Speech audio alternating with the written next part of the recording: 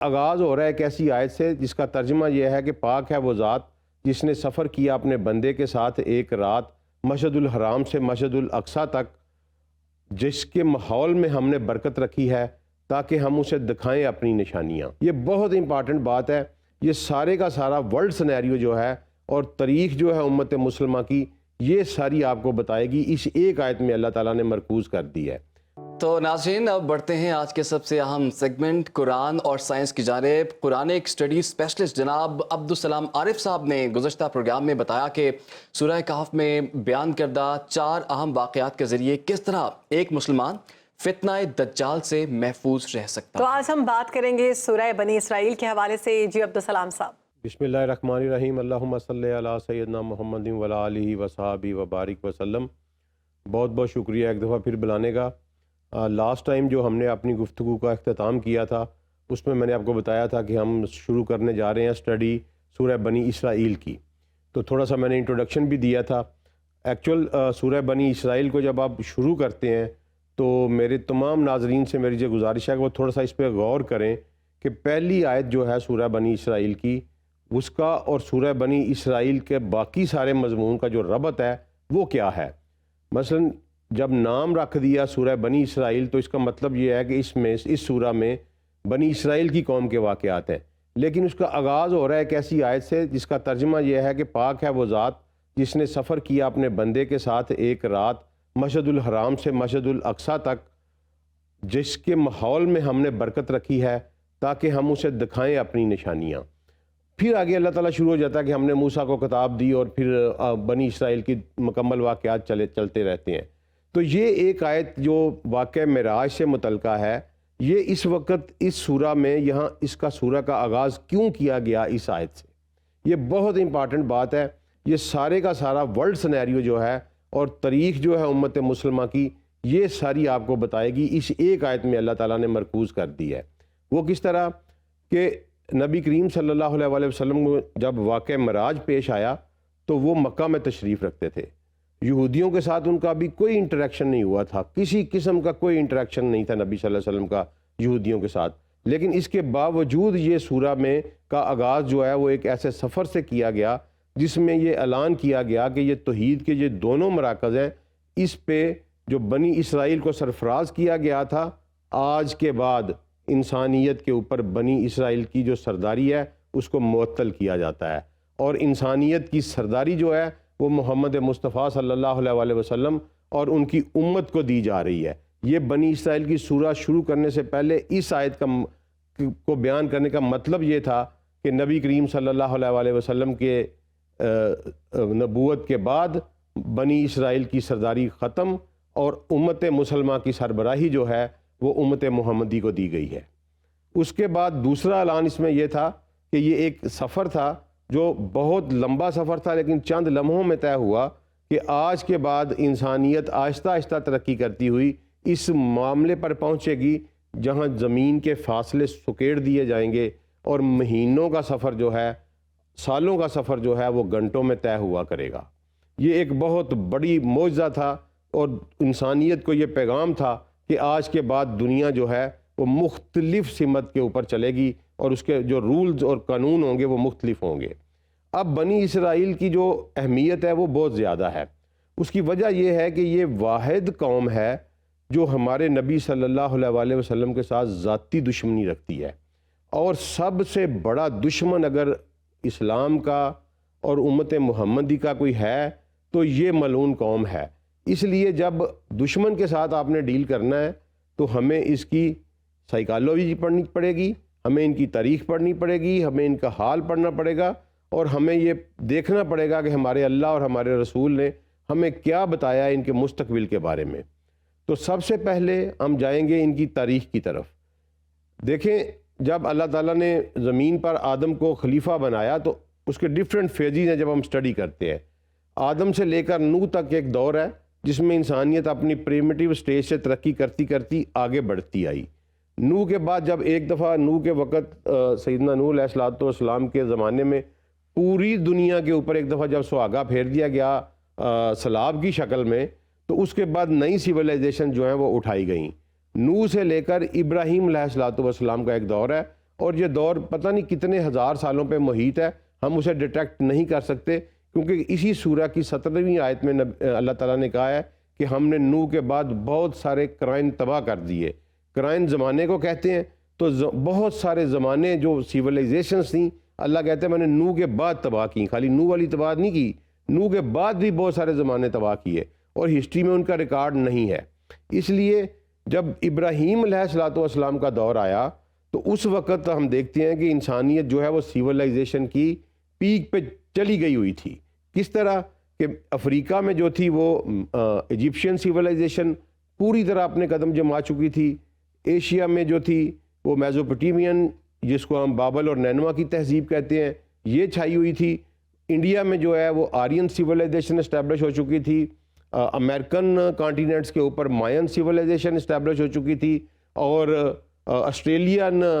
Continent کے اوپر ایبروجین civilisation تھی۔ یہ ابراہیم علیہ السلام کے دور میں تمام سیولائزیشن تھیں جو کہ انسان مہذب ہو چکا تھا، سیولائزڈ ہو چکا تھا، اور اب اپنا سفر ایک نئی منزل کی طرف شروع کرنے جا رہا تھا۔ اس لیے اللہ تعالیٰ نے ابراہیم علیہ السلام کو ڈیفرنٹ ٹیسٹوں سے گزارا، ڈیفرنٹ ٹرائل سے گزارا، اور ان ٹرائل سے گزارنے کے بعد جب ابراہیم علیہ السلام ان تمام امتحانات میں کامیاب ہو گئے تو اللہ تعالیٰ نے انہیں ایک ڈگری عطا کی اور یہ کہا کہ اے ابراہیم میں نے تمہیں انسانوں کا امام بنا دیا ہے۔ اب ذرا غور کیجئے گا کہ مسلمانوں کا امام نہیں کہا، بنی اسرائیل کا امام نہیں کہا، بنی اسماعیل کا امام نہیں کہا، کسی قوم کا امام نہیں کہا، اللہ نے ابراہیم کو کہا کہ میں نے تمہیں انسانوں کا امام بنا دیا ہے، کہ آج کے بعد جو بھی انسان کی سرداری ہوگی وہ ابراہیم علیہ السلام کی نسل سے ہی آئے گی۔ تو ابراہیم نے اس کے جواب میں دعا کی کہ یا اللہ میری نسل کو بھی بنانا، میری اولاد کو بھی۔ تو اللہ نے کہا کہ جو ظالم ہوں گے آپ کی اولاد میں سے، یعنی جو شرک کی طرف جائیں گے، ان کے ساتھ میرا کوئی وعدہ نہیں، اور جو نیک ہوں گے میں ان کو تمہاری اولاد میں سیادت دیتا رہوں گا۔ اب اللہ تعالیٰ نے قرآن پاک میں ہمیں بھی یہی کہ حکم دیا ہے کہ ملت ابیکم ابراہیم، کہ تم اپنے باپ ابراہیم کی ملت ہو۔ اللہ نے لفظ ملت یوز کیا ہے، قوم یوز نہیں کیا، امت یوز نہیں کیا، ملت کا لفظ یوز کیا ہے۔ ملت کیا ہوتا ہے کہ وہ لوگ جو ایک ہی آئیڈیالوجی کے اوپر ہوں ان کو ملت کہتے ہیں، چاہے وہ افریقہ میں رہتے ہوں، چاہے وہ امریکہ میں رہتے ہوں، چاہے ایشیا میں رہتے ہوں، لیکن اگر ان کی آئیڈیالوجی ایک ہے تو وہ ایک ملت ہے۔ تو میرے فخر کے لیے یہ کافی ہے کہ میں ابراہیم کی روحانی اولاد ہوں، مجھے اس کے علاوہ کوئی ٹائٹل نہیں چاہیے، مجھے کسی قسم کا کوئی روحانی باپ اپنا نہیں چاہیے۔ میرا فادر آف دی نیشن، میرا روحانی باپ جو ہے وہ ابراہیم ہے، اور یہ میرے لیے فخر کی بات ہے۔ تو ابراہیم علیہ السلام کو جب امامت دی گئی تو ان کے دو بیٹے تھے، ایک سیدنا اسحاق علیہ السلام اور ایک سیدنا اسماعیل علیہ السلام۔ تو اللہ نے پہلا جو سیریز چلائی وہ سیدنا اسحاق علیہ السلام کے آگے بیٹے تھے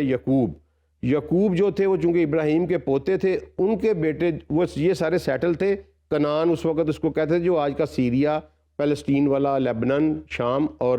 فلسطین کا ایریا ہے، یہاں یہ سارے سیٹل تھے۔ ان کا ایک بیٹا جو تھا یوسف علیہ السلام وہ حادثاتی طور پر مصر میں پہنچا، پھر اللہ نے وہاں اس کے اوپر اپنے شاہکار حسن جو تھے یوسف، ان کے اوپر اپنی کچھ نشانیاں ظاہر کیں۔ ان نشانیوں کی وجہ سے وہ وہاں ترقی کرتا ہوا منسٹر یعنی وزیر کے مقام تک پہنچے یوسف علیہ السلام، اور پھر انہوں نے اپنی فیملی کو مصر میں منگوا لیا۔ مصر میں یعقوب علیہ السلام کے بیٹوں سے آگے نسل چلتی رہی، صدیاں بیتتی رہیں، وہاں یہ قوم بنی، اور زمانے کے حوادث نے ان کو غلام بنا دیا وہاں پہ بادشاہوں کا۔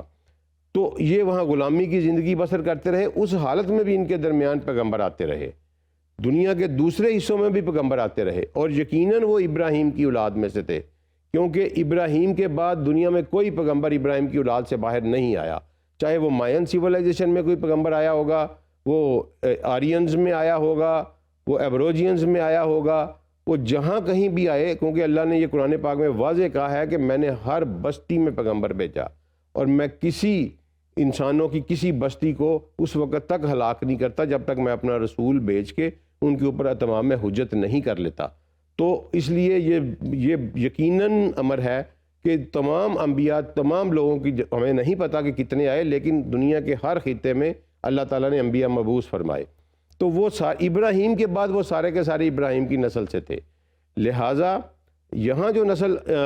چلی وہ اسحاق علیہ الصلوۃ والسلام کی آگے چلتی رہی، اور جو اسماعیل علیہ الصلوۃ والسلام کی نسل تھی اس کو اللہ تعالیٰ نے بالکل ایک سائیڈ پہ رکھا۔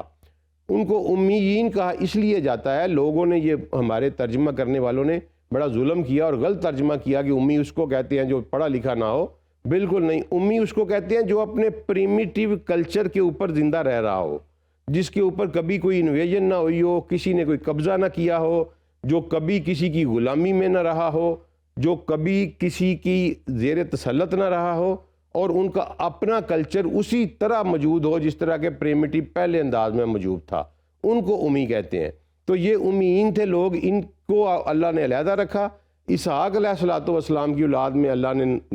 نسلیں بھی چلائیں اور تہذیب بھی چلائی۔ تو وہاں آ کے جب دیکھا تو موسیٰ علیہ الصلوۃ والسلام کو جب مصر میں مبعوث کیا گیا تو یہاں سے ان کا ایک سیکنڈ فیز شروع ہوتا ہے۔